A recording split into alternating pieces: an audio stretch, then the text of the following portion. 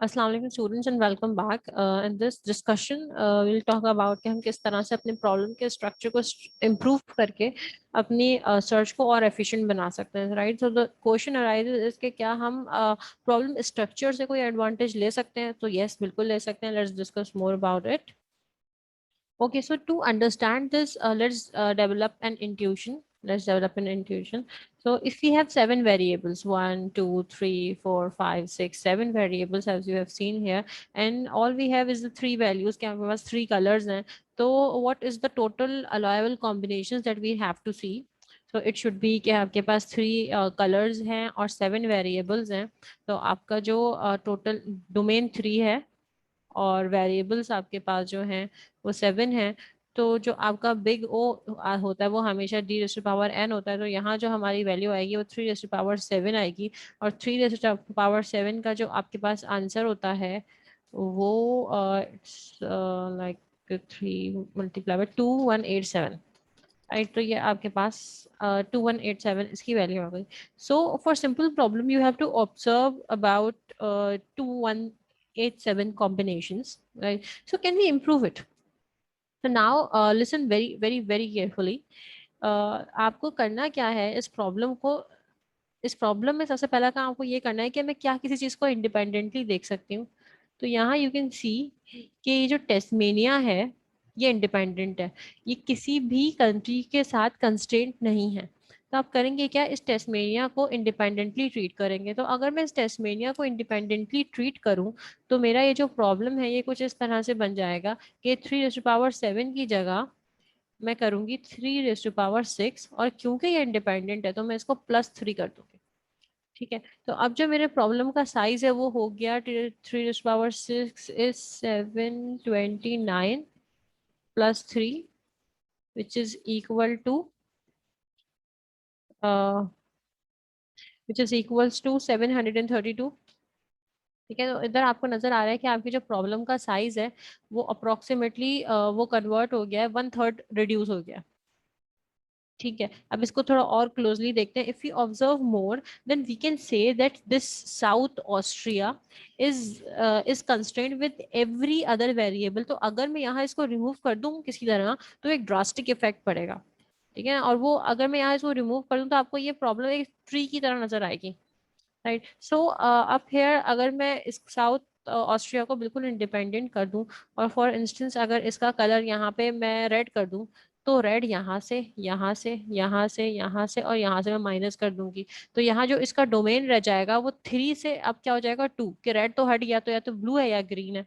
इसका भी और इसका भी. इन सब में से अगर मैंने रेड साउथ ऑस्ट्रिया को बाहर निकाले, यहाँ से हटा दिया और इस साउथ ऑस्ट्रिया को डिक्लेयर कर दिया कि रेड होगा, तो रेड ना ये हो सकता है, ना एनटी हो सकता है, ना क्यू हो सकता है, ना एनएसडब्ल्यू हो सकता है, ना वी हो सकता है. ठीक है. तो अब डोमेन क्या हो गया, कम हो गया. तो अब डोमेन जो है वो टू रह गया. किन के लिए? इस एक दो तीन चार पांच के लिए जो डोमेन है वो टू रह गया. ठीक है. और ये जो है आपका हो गया साउथ ऑस्ट्रिया का थ्री. और टेस्मेनिया भी इंडिपेंडेंट है, उसने भी तीनों में से कोई भी एक आ सकता है. तो two is power five plus three is 38, which is you can see 60 to 70 times lesser number as compared to 2187, right? So this is something which is we are getting it and we can say it's quite good. So let d be the size of the domain and n be the number of variables. So यहाँ bts में आपकी जो time complexity होती है वो d raised to power n होती है. लेकिन अगर आप इस प्रॉब्लम को सब प्रॉब्लम्स में डिकम्पोज करेंगे और विद सी वेरिएबल्स पर सब प्रॉब्लम बनाएंगे then we can say then we can have N divided by C sub problem. तो C variable can sub problem takes D rays to power C. So the total of all sub problems takes n divided by c d raised to power c in the worst case. तो ये आपने देखा कि drastically आपका जो size है वो 3 raised to power 7 से 38 में चेंज हो गया, जो कि 60 to 70 टाइम्स रिड्यूस्ड है. राइट. तो दिस इज द आइडिया कि आप प्रॉब्लम स्ट्रक्चर को यूज करते हुए अपने प्रॉब्लम की कॉम्प्लेक्सिटी को बहुत ज्यादा कम कर सकते हैं, बहुत ज्यादा रिड्यूस कर सकते हैं. Right. Let me tell you the importance of decomposing it more closely. So let's suppose कि आपके पास 80 बिलियन वेरिएबल्स हैं. तो एन की वैल्यू हो गई 80, डी की वैल्यू हो गई 2. तो अगर आप इस प्रॉब्लम को डिकम्पोज नहीं करेंगे और अगर आप तकरीबन 10 मिलियन नोड्स आपके पास हैं, देन आप जब 10 मिलियन नोड्स को पर सेकंड कंप्यूट करेंगे तो we would take about 2 to the power 80, जो कि 3.83 मिलियन ईयर्स आपको उस प्रॉब्लम को सॉल्व करने में लग जाएंगे। 3.8 million years as a enough count, enough count मतलब नियर टू आप इम्पॉसिबल की तरफ चले गए कि भाई ये तो कभी प्रॉब्लम सॉल्व ही नहीं हो पाएगी, जिंदगी खत्म हो जाएगी। अब अगर मैं अज्यूम करूं कि मैं अपनी इस प्रॉब्लम को ही 4 सब प्रॉब्लम्स में डिवाइड करूं विद c = 20, तो अब मुझे इसी प्रॉब्लम को जिसको सॉल्व करने में पहले मैं 3.83 मिलियन ईयर्स एस्टिमेट कर रही थी, अब यही मेरा प्रॉब्लम जस्ट 0.4 सेकंड्स में सॉल्व हो जाएगा। ठीक है, क्योंकि मैंने क्या किया, डिकम्पोज किया और फिर मेरे पास रिजल्ट आ गए। ठीक है, टाइम ड्रास्टिकली रिड्यूस हो गया।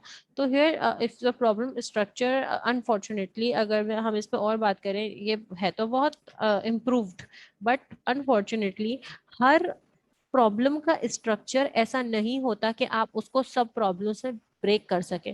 तो मसला ये आता है, तो क्या हम फिर यही करेंगे? तो क्या फिर हम इसी तरह 3.83 मिलियन शेयर्स लगाएंगे? नहीं, फिर आप एक दूसरा ऑल्टरनेटिव लेंगे। वो दूसरा ऑल्टरनेटिव क्या होगा कि आप कोई और लेवरेज लें, राइट? तो देन हम कुछ और लेवरेज यूज करते हैं ताकि हमारा टास्क या हमारी प्रॉब्लम का स्ट्रक्चर उस हिसाब से हम चेंज करते हैं, राइट? तो जैसे भी किसी तरह से आपने ग्राफ को किसी ट्री के अंडर कन्वर्ट कर लें, किसी भी तरह से जो भी आपका ग्राफ है वो ट्री की फॉर्म में कन्वर्ट हो जाए, तो फिर होगा क्या कि जब आपने ग्राफ को ट्री की फॉर्म में कन्वर्ट कर लेंगे तो अब जो प्रॉब्लम होगी उस पे जो कॉस्ट लगेगी to solve a tree is much much less than a problem to solve a graph. तो अल्टीमेटली आप कर क्या रहे हो, जब आप ग्राफ को ट्री में कन्वर्ट कर रहे हो तो आप उसकी प्रॉब्लम की कॉस्ट को रिड्यूस कर देंगे। ठीक है ना? A graph is a tree if any two variables are connected by only one path. ये आपको पता होना चाहिए कि ग्राफ तब एक ट्री बनेगा जब उसके कोई से भी जो है दो वेरिएबल्स हो वो सिर्फ एक पाथ के थ्रू कनेक्टेड हो। लेकिन अगर एक से ज्यादा पाथ के थ्रू कनेक्टेड है तो फिर तो वो ग्राफ है।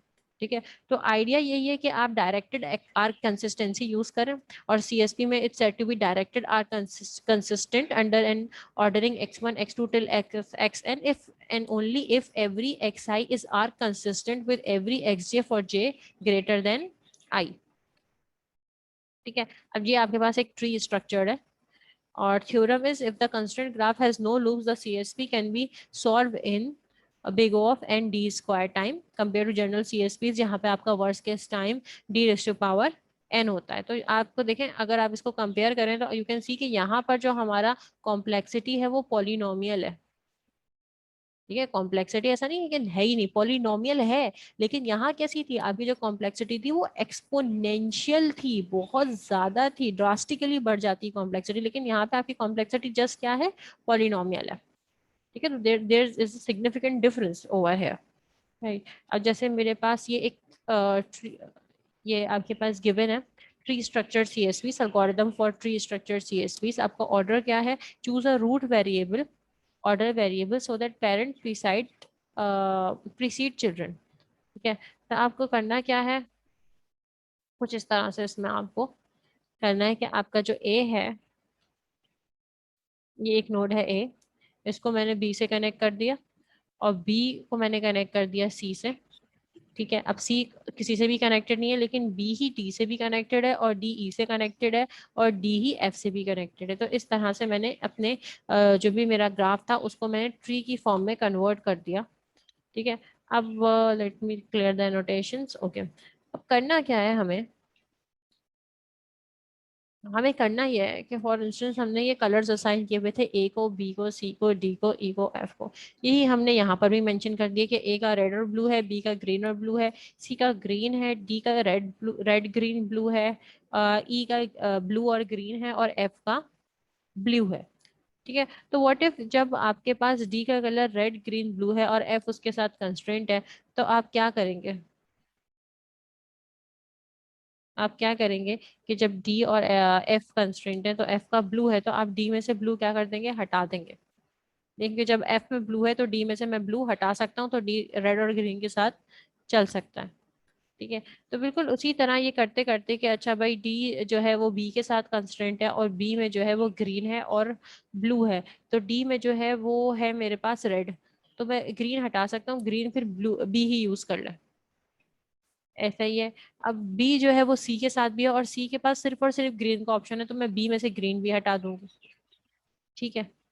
अब इसी तरह से रेड जो है वो बी के साथ कंस्ट्रेंट है और बी में सिर्फ और ब्लू है, और रेड जो ए में है वो रेड भी है और ब्लू भी है, तो ए में से मैंने ब्लू हटा दिया, रेड रहने दे दिया। ठीक है। तो बिल्कुल उसी तरह आप ये भी कह सकते हैं कि क्योंकि मेरे पास सी में ग्रीन आ गया है,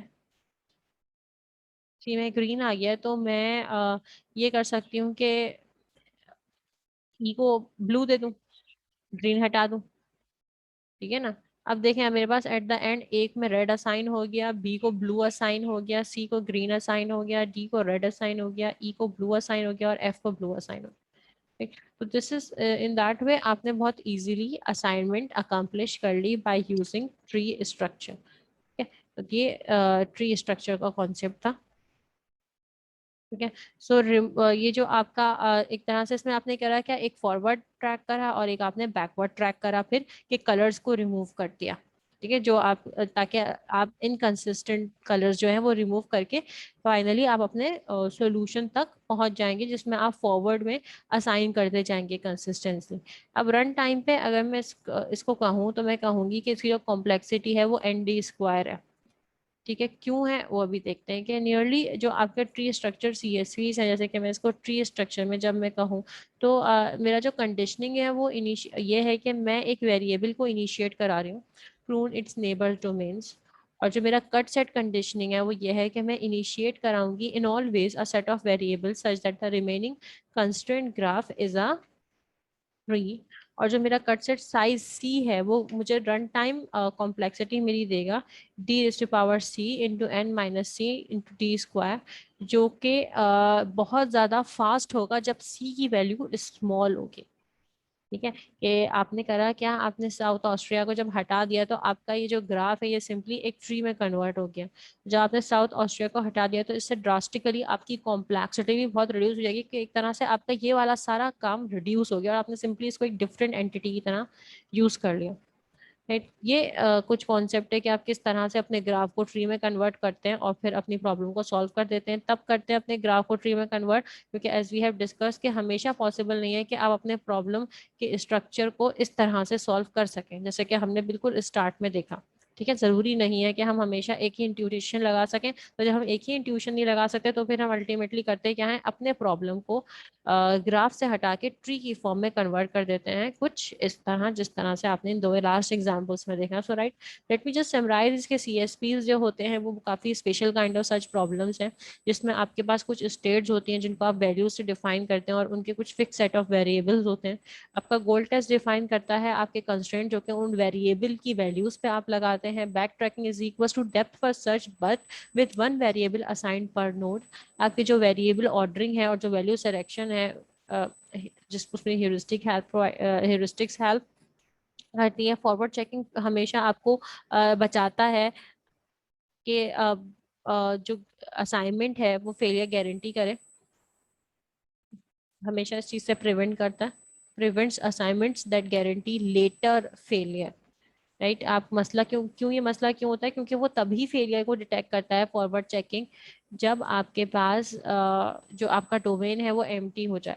then constraint propagation for example arc consistency is an important mechanism in CSVs in it does additional work to constraint values and detect inconsistencies. आपके पास प्री स्ट्रक्चर सीएसवीज होते हैं जिनको आप सॉल्व कर सकते हैं लीनियर टाइम में, जो कि आपके एक्सपोनेंशियल कॉम्प्लेक्सिटी को कन्वर्ट कर देते हैं लीनियर कॉम्प्लेक्सिटी में।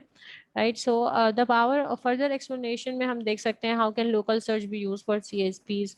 और जो पावर ऑफ सीएसपीज है कि वो डोमेन इंडिपेंडेंट होते हैं, that is you only need to define the problem and then just you simply use a solver जो कि सीएसपी के मैकेनिज्म को इम्प्लीमेंट करता है। राइट। आप इस लिंक को यूज करके सॉल्व भी कर सकते हैं इसको। I think it's enough for now. I hope आपको एक क्लियर होगा। Thank you so much for your time. Allah Hafiz.